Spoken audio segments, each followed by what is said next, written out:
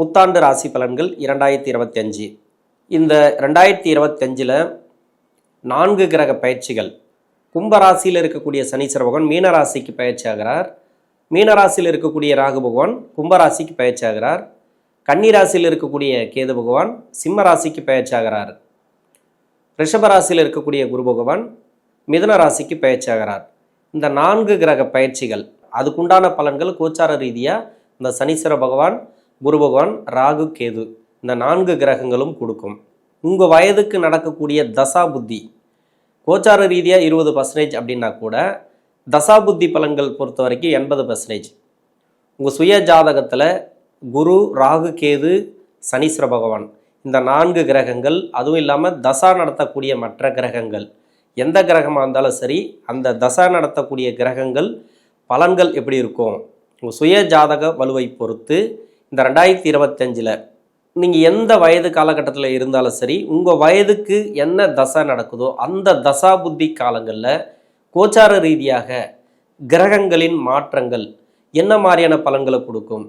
தசா புத்தி ரீதியாக ஒவ்வொரு நட்சத்திரத்திற்கும் 27 நட்சத்திரங்கள் மட்டும் இல்லாமல் உடைபட்ட நட்சத்திரங்களோடு 36 நட்சத்திரங்களுக்கும் தசாபுத்தி பலன்களாக கணித்திருக்கிறேன். இந்த வீடியோ முதலாக பார்க்குறீங்க அப்படின்னாக்கா எனக்கு சப்ஸ்கிரைபர் பண்ணி எனக்கு ஆதரவு கொடுங்கள். மகர ராசி திருவோணம் நட்சத்திரம், இது சந்திரனோட நட்சத்திரம். தசா காலங்கள் 10 வருடங்கள், 4 பாதங்கள், முழுமையான 4 பாதங்களை கொண்டது இந்த திருவோண நட்சத்திரம். 10 வருட தசா புத்தி இருப்புக்களில் உங்களுடைய சுய ஜாதகத்தில் எத்தனை வருடங்கள் தசா புத்தி இருப்பு இருக்கோ அதை நீங்கள் கணக்கில் வச்சிங்க. என்னோட கணக்குப்படி நான் சென்டர் பகுதியை எடுத்துக்கிறேன். 5 வருட தசா புத்தி இருப்புக்கெல்லாம் நான் கணக்கில் எடுத்துக்கிறேன். 5 வயது வரைக்கும் சந்திர தசை நடப்பில் வந்தால் பிறகு 7 வருடங்கள் செவ்வாய் தசை, 5 + 7 12, 12 வயது வரைக்கும் செவ்வாய் தசை நடப்பில் வரும். 12 வயதுக்கு பிறகு 18 வருடங்கள் ராகு தசை. இப்போ ராகு தசை அப்படிங்கிறது 18 வருடங்கள்னா 12 + 1 18 30, 30 வயசு வரைக்கும் ராகு தசை நடப்பில் வரும். என்னோட கணக்குப்படி நான் 30 வயசு வரைக்கும் நான் எடுத்துக்கிறேன். இப்போ படிக்கக்கூடிய காலங்களில் ராகு தசை நடக்குது. படிப்பில் நல்ல ஒரு மாற்றத்தை பார்க்கலாம். ஏன்னா ராகு தசையில் நிறைய கஷ்டப்பட்டிருப்பீங்க. 2024 மட்டும் இல்லாமல் இந்த 7.5 சனி காலங்கள் அப்படிங்கிறது மிகப்பெரிய பாடங்களாக அமைந்திருக்கும். நிறைய பாடத்தை கற்றுட்ருப்பீங்க.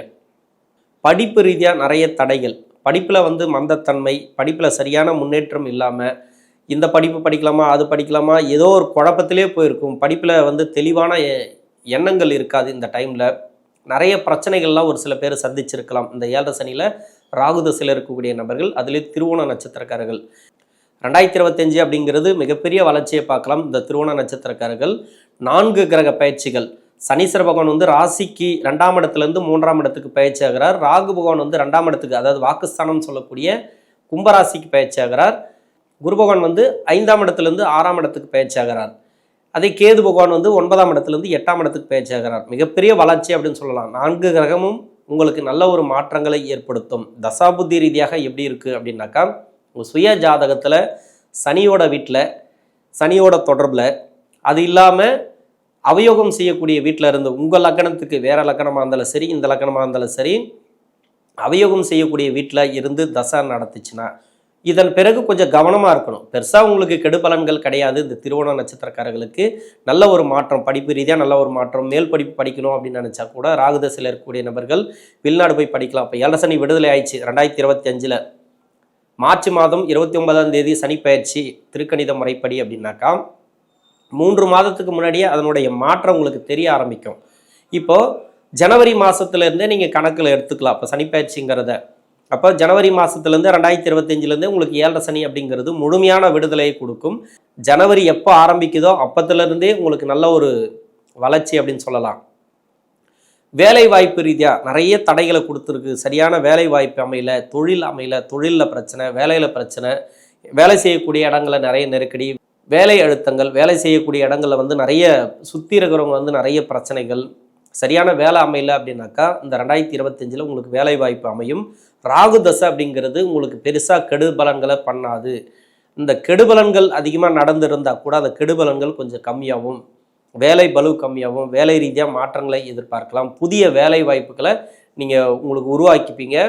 ஏற்கனவே செய்யக்கூடிய வேலை சரியில்லை, வேற ஒரு வேலை பார்க்கணும் அப்படின்னு நினச்சிங்கனாக்கா உடனடியாக வேலை வாய்ப்பு உங்களுக்கு மாறும். அதுவும் இல்லாத ஒரு தொழில் பண்ணிட்டு வந்தால் அந்த தொழிலில் நிறைய வளர்ச்சி கிடையாது, எனக்கு வந்து நிறைய பிரச்சனைகளை கொடுத்துது, வருமானம் இல்லை, சரியான வந்து பேங்க் சேமிப்பு இல்லை அப்படின்னாக்கா இந்த காலகட்டங்கள் உங்களுக்கு நல்ல ஒரு மாற்றம் உண்டு. அதில் அது பேங்க் சேமிப்பாக இருந்தாலும் சரி, இதன் பிறகு வந்து தொழிலாக இருந்தாலும் சரி, எந்த தொழிலாக, சிறு தொழிலாக இருந்தாலும் சரி, பெரிய தொழிலாக இருந்தாலும் சரி, அதில் வந்து ஒரு நல்ல ஒரு வளர்ச்சி பார்க்கலாம். இந்த திருவோண நட்சத்திரக்காரர்கள், திருமணத்துக்காக முயற்சி பண்ணக்கூடிய நபர்கள், சூரிய சந்திர நட்சத்திரக்காரர்களுக்கு திருமண வாழ்க்கை நிர்ணயிக்கக்கூடிய கிரகம் ராகு. ஏன்னா இந்த இளம் வயது காலகட்டத்தில், அதாவது 18 வயசுக்கு மேலே இருந்தே உங்களுக்கு 30-34 வயசு வரைக்கும் ராகு தசை வருதுன்னாக்கா, அந்த ராகு தசை தான் உங்களுக்கு திருமண வாழ்க்கை, பொருளாதாரம், வேலை வாய்ப்பு, பிஸ்னஸ் எதுவாக இருந்தாலும் சரி அதை நிர்ணயிக்கக்கூடிய கிரகம் ராகு. ஏன் ராகுக்கு மட்டும் இவ்வளோ ஸ்பெஷலாக சொல்கிறோம் அப்படின்னாக்கா, எந்த வீட்டில் இந்த ராகு பகவான் இருக்கோ உங்கள் சுய ஜாதகத்தில் அந்த வீட்டதிபதி மாதிரி செயல்பட ஆரம்பிக்கும். அப்போது அவயோகம் செய்யக்கூடிய இடத்துல இருந்து தசை பண்ணிச்சுன்னு வச்சிங்களேன், உங்களுக்கு ப்ராப்ளம். யோகம் செய்யக்கூடிய இடத்துல இருந்து தசை பண்ணிச்சுனாக்கா நல்ல ஒரு மாற்றம், அதாவது வேலையில் மாற்றம், பொருளாதாரம், பிஸ்னஸ் எல்லாமே. இப்போ வந்து 7 சனி விடுதலாவது இந்த வருஷம் அப்படின்னா, எங்கே இருந்தாலும் சரி உங்கள் சுய ஜாதகத்தில் அவயோகம் செய்யக்கூடிய இடத்துல இருந்தால் கூட, நிறைய கஷ்டங்களை கொடுத்து கொண்டு இருந்தால் கூட, இந்த ராகு தசையில் இருக்கக்கூடிய நபர்களுக்கு நல்ல ஒரு மாற்றம் திருமணம் ரீதியாக. இப்போ 24-25 வயசுக்கு மேலே திருமணம் பண்ணணும்னு நினச்சிருக்கீங்க, வரன் அமையல, 7 சனியில் நிறைய தடங்களாக இருக்குது. இப்போ எனக்கு திருமணம் கூடி வருமா வராதான்னு கேட்டிங்கன்னா கண்டிப்பாக கூடி வரும். குருபகன் 6ஆம் இடத்துல மறையுதே, குருபலம் இல்லை அப்படின்னு பார்க்கக்கூடாது. அது வந்து அவயோகம் செய்யக்கூடிய கிரகம். அது 6ஆம் இடத்துல மறையுது, மிகப்பெரிய சிறப்பு. இப்போ 2ஆம் இடத்தை பார்க்குது, அது குடும்பஸ்தானத்தை பார்க்குது. ஒரு குடும்பத்தை வந்து வளர்ச்சி செய்யும்.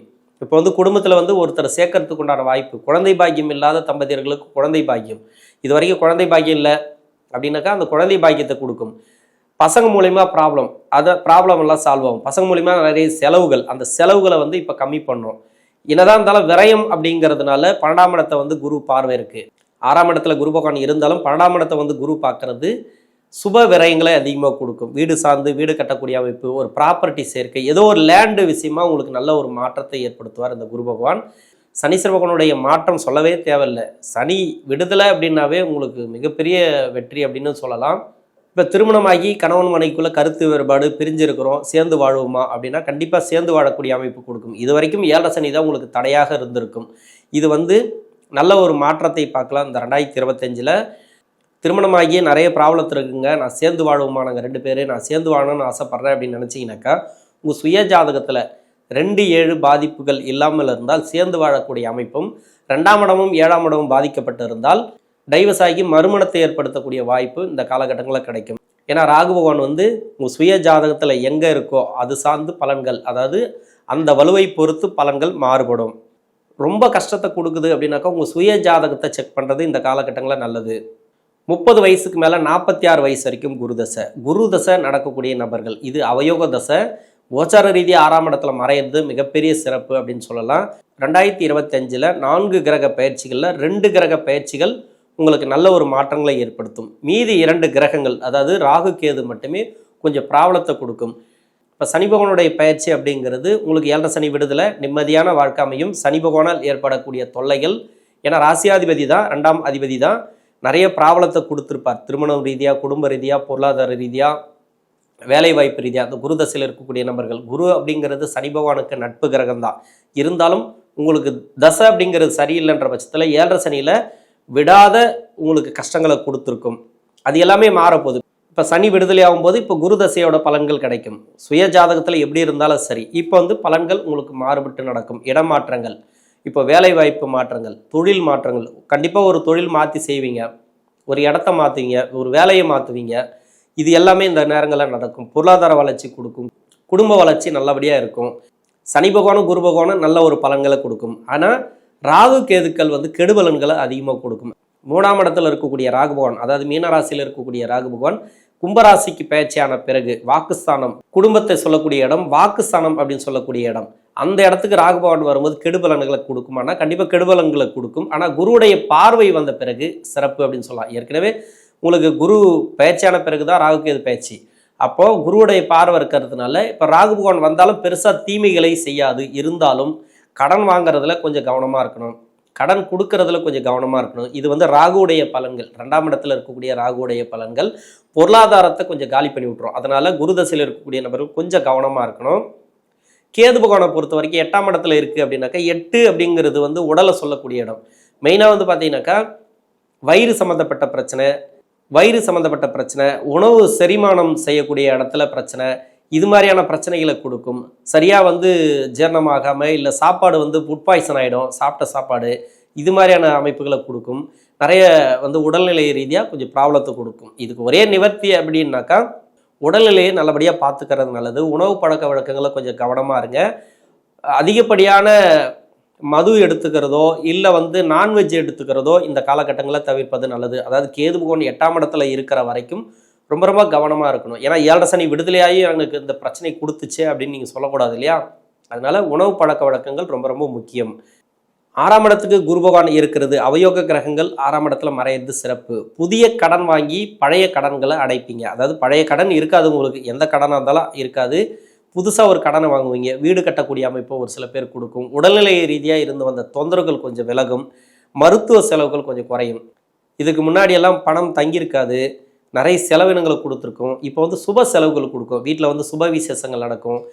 46 வயசுக்கு மேலே 65 வயசு வரைக்கும் சனி தசை நடக்கக்கூடிய நபர்கள் பாடாப்பட்டிருப்பீங்க. இந்த சென்ட்ரு பகுதியில் இருக்கக்கூடிய சனி தசை அப்படின்னாக்கா இந்த மகர ராசியில் இருக்கக்கூடிய திருவோண நட்சத்திரக்காரர்களுக்கு பாடாப்பட்டிருப்பீங்க.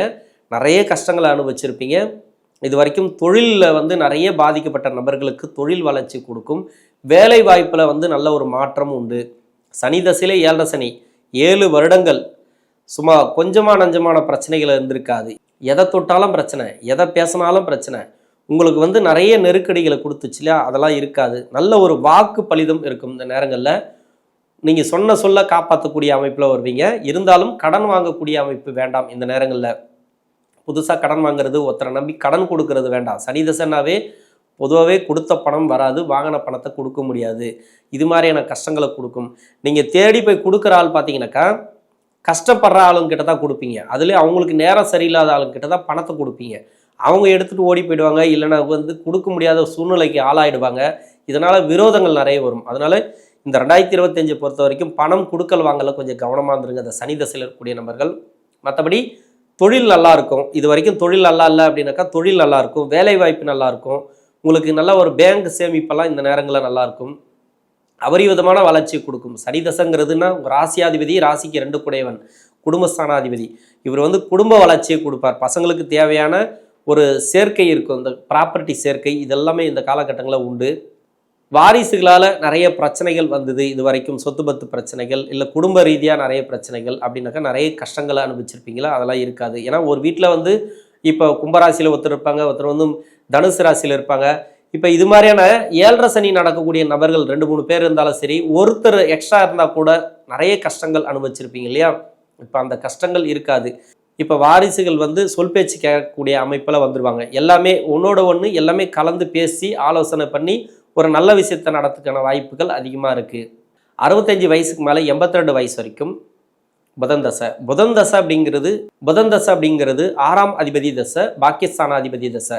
இந்த தசை இந்த மகர லக்னக்காரர்களுக்கு, மகர ராசிக்காரர்களுக்கு, திருவோண நட்சத்திரக்காரர்களுக்கு நல்ல ஒரு மாற்றங்களை ஏற்படுத்தும். பூர்வீக சொத்தில் இருக்கக்கூடிய பிரச்சனைகள் அகலும். 6ஆம் இடத்துல குரு இருக்கிறது வந்து பழைய கடன்களை நிவர்த்தி ஆவீங்க, புதிய கடன்கள் வாங்கக்கூடிய அமைப்பு வரும். இல்லைனா சுப விசேஷங்கள் அதிகமாக செய்வீங்க, சுப விரயங்களை அதிகமாக கொடுக்கும். வீடு கட்டக்கூடிய அமைப்பு, இல்லைனா வீட்டுக்கு தேவையானது இல்லை சொத்துக்கு தேவையானது, இந்த ப்ராப்பர்ட்டி சேர்க்கைக்காக ஒரு சில செலவுகள், இது மாதிரியான செலவுகளை கொடுக்கும். உடல்நிலை ரீதியாக கொஞ்சம் தொந்தரவுகளை கொடுக்கும். ஏன்னா கேது பகவான் வந்து 8ஆம் இடத்துல இந்த 2025 உட்கார்றது அவ்வளோ நல்லது இல்லைன்னு சொல்லலாம். வயதான காலகட்டத்தில் நிறைய ப்ராப்ளம், அதாவது உணவு சம்மந்தப்பட்ட ப்ராப்ளத்தை கொடுக்கும். உடல்நிலை சார்ந்து நிறைய கவலைகளை கொடுக்கும், மருத்துவ செலவுகளை கொடுக்கும். கொஞ்சம் கவனமாக இருங்க.